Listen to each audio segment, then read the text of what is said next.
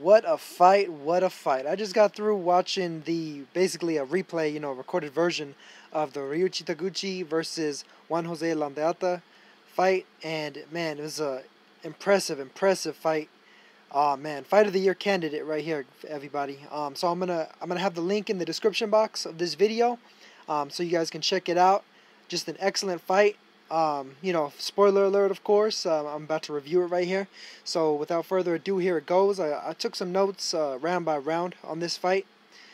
Basically, first round, they were kind of feeling each other out in the first minute. Trying to set up some angles, some shots, timing, the whole nine. Juan Jose Landaeta started landing pretty quick up the middle, quick short shots up the middle. He's a southpaw. Taguchi is an orthodox fighter. Both of them are pretty tall for the weight class. This is a 108-pound championship fight, WBA light flyweight championship fight. Taguchi is just a hair over 5'6", and Landaeta is just a hair over 5'5.5". So pretty tall guys for this weight class. So they were battling position, battling for range, for length. Landaeta, it was landing clean up the middle, good right hand and left cross combos. Taguchi was sending off hooks, trying to get around Landaeta's Philly shell style defense. He had the right arm tucked, the left arm, tucked in to his body with the left hand covering his chin, protecting his chin. So Taguchi was finding it a little bit troublesome to get around that guard, and Landaeta wound up winning that round 10-9 on my card. Second round, Taguchi started shooting the jab a bit more, trying to set up his shots a bit more evenly. They were fighting pretty evenly, but eventually Taguchi managed to catch Landaeta with a big right cross in an exchange. They exchanged jabs, and Taguchi managed to catch Landaeta with the follow-up right hand before Landaeta was able to land his left hand. Landaeta, of course, wound up surviving. He fought back, fought well off the ropes after he had been knocked against them. But that was a Taguchi round, so it was even up until then. Round 3, both were boxing well. Landaeta landed clean jabs to the body, but Taguchi was landing cleaner and more often overall in the round. High-paced round. I had it 29-28 for Taguchi at that point. Round 4, Taguchi hurts Landaeta with a jab uppercut, but Landaeta once again survives, fights back. He fights back really well, but Taguchi overall controls the round. So Taguchi at this point was 39-37. Round 5, good exchanges, very good exchanges mid-round after an initial minute of trying to battle for position and feints again. Taguchi controlled the round overall, so I once again gave it to him. 49-46 for Taguchi. And you see, even when Taguchi's winning these rounds, Landaeta is making him work for every single round. He's making it tough for Taguchi to land cleanly because he's got an excellent defense. Pretty good foot movement when he chooses to use it, and excellent counter shots too when he decides to sit still and exchange with him. Round 6, a lot of feints, good body work from Landaeta to start off. Taguchi responds with his own right hands to the body, and Landaeta starts doing a little bit of a good defensive rolling, the shoulder roll, all that type of stuff, with a big right hook, managing to stun Taguchi and a left uppercut follow-up. Taguchi started firing back to the body, trying to take some of the starch out of Landaeta, because Landaeta was, feeling himself a little bit this round. It's a close round, but Landaeta definitely got it with stunning Taguchi momentarily and an excellent follow-up. So by this time, it was 58-56 for Taguchi. Round 7, Taguchi traps Landaeta against the ropes, lands partially blocked shots, but Landaeta is not countering. Taguchi manages to land a swing right hand around the guard of the left hand guarding the chin of Landaeta, knocks Landaeta into the ropes, but Landaeta fires back off the ropes with a good final exchange before the bell. 68-65 Taguchi. Round 8, Taguchi pins Landaeta against the ropes.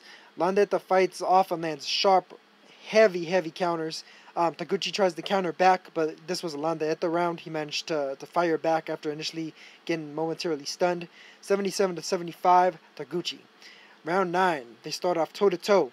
Taguchi finishes off a combo with a huge left hook to the liver and drops Landaeta. Landaeta gets up, but you could tell he's still hurt, and Taguchi is throwing a ton of shots to the head, and in order to raise the guard of Landaeta. Then he fires off shots to the body in order to catch Landaeta's open body at that point. Then back to the head, and he winds up dropping Landaeta for the second time, and this is all in the first minute. He dropped Landaeta 2 times in the first minute of round 9. Landaeta manages to survive both the first and the second onslaught after being knocked down both times by dancing around the ring, moving his feet and his torso, manages to throw in a tactical clinch in there, and he survives the round with his modified Philly shell defense, preventing Taguchi from a final follow-up to knock him down for a third time. So this was a 10-7 round, and this widened the scorecards out of, almost out of competitiveness for it to be 87-82 for Taguchi. Round 10. Taguchi was looking a little bit tired after, unleashing that onslaught and not being able to finish Landaeta off. Landaeta was sticking and moving, landing good counter left hands. Taguchi lands a good counter right hand and several hooks to the body. Then 4 pieces Landaeta upstairs and he drops him. He was landing sharp left hooks to the body, 3 of them in a row. Landaeta dropped his guard to the body. Taguchi landed some shots up top, dropped Landaeta just off of the accumulation of punches. 10-8 round for Taguchi, 97-90 for Taguchi going into the 11th round.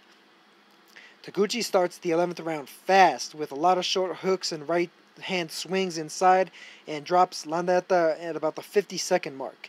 Landaeta fights back to the body inside, and Taguchi fires big right hands and lefts and drops Landaeta again. This is the second time he knocked him down in the 11th round and the 5th time he knocked Landaeta down in the entire fight.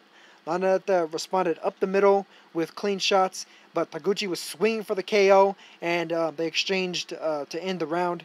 And this was, of course, a 10-7 round once again, putting my scorecard at 107-97 for Taguchi. And before the 12th round started, Landaeta wound up retiring on his stool. So, of course, Ryoichi Taguchi successfully defended his WBA World Light Flyweight Championship successfully with an 11th round retirement TKO over Juan Jose Landaeta. This was definitely a great fight. One of the Fight of the Year candidates as far as I'm concerned. These guys threw a hell of a lot of punches in what was actually a very tactical fight, a very tactical high-speed chess type of fight. There were a few rounds where each guy threw over 100 punches. Round 2, Taguchi landed 140 punches.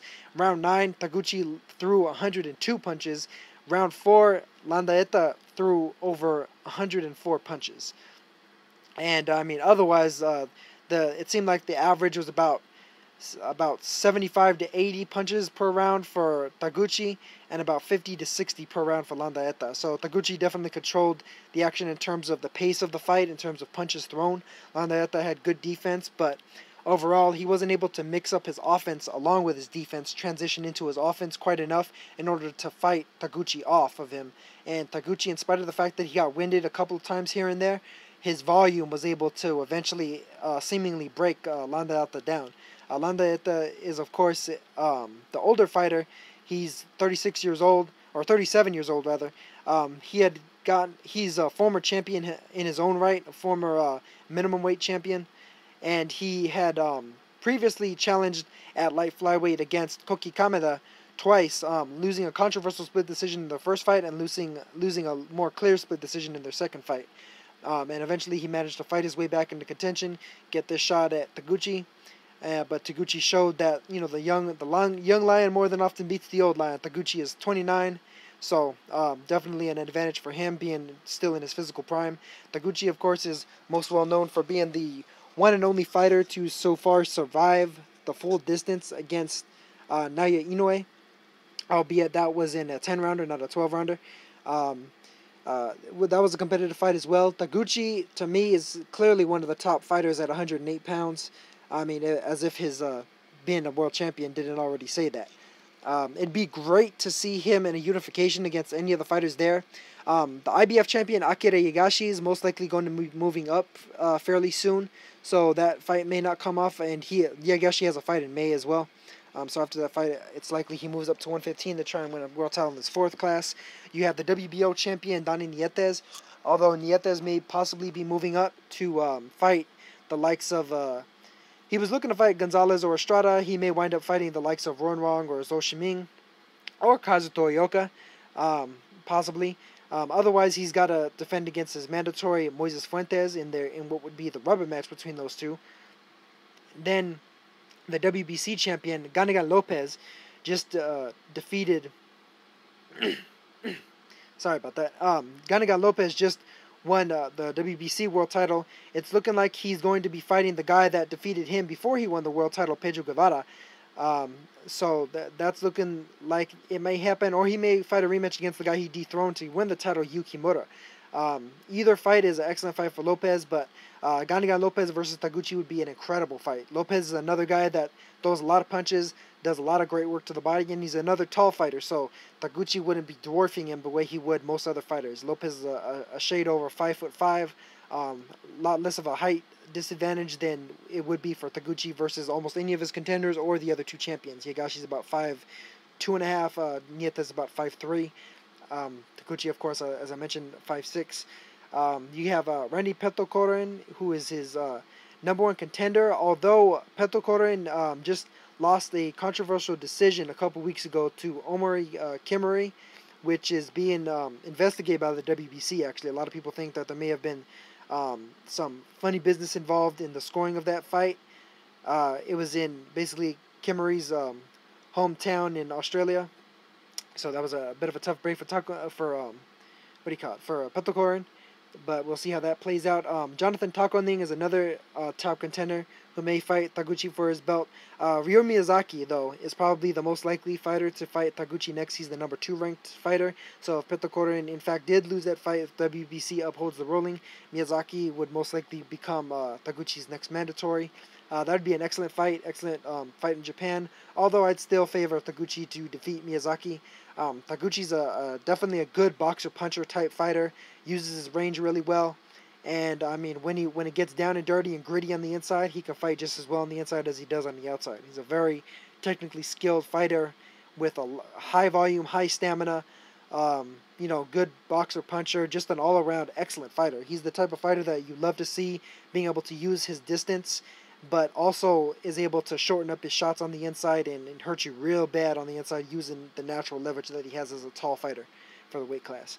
So Taguchi comes up with a big victory. Who knows if he may move up at some point. He's made 108 pounds for a number of years now. He actually started off at 105 when he was younger. He's 29, so he may not be necessarily growing out of the weight division, but you never know. He may move up to try and get the bigger purses, even if it's not out of necessity for his body. Kazuto Yoka's out there, Ronrong, Zoshiming, Estrada Gonzalez, a lot of big names out there that he could make bigger money against. He's making big money now, but he could potentially even increase his purses, possibly even double them. So, Taguchi with the big win. Congrats to Taguchi. This is a Fight of the Year candidate, guys. I implore all of you to check it out. 11-round fight of pure action. Pure action from the first bell. The first round was a little bit of a feel-out round, but even at the end of the first round, they were already starting to throw leather. And from the second round to the 11th, it was just pure action all the way through. And tactical action at that. You could tell that these guys were doing a lot of things in there, throwing a lot of feints, trying to be defensively responsible while throwing their offense, and just an excellent fight. Props to Landaeta, he's on the old side of his career. It'd be nice to see him to continue his career. Finish out his career with a win before he retires. He's most likely coming close to retirement, but you never know. Taguchi is still on the rise, even after the loss to Inoue, and we'll see what plans come up for him in the future. Maybe even he'll fight Kosei Tanaka, since Tanaka's moving up from 105 himself. A lot of excellent fights out there for him, though. Great fighter, great fight, and that's it for this one.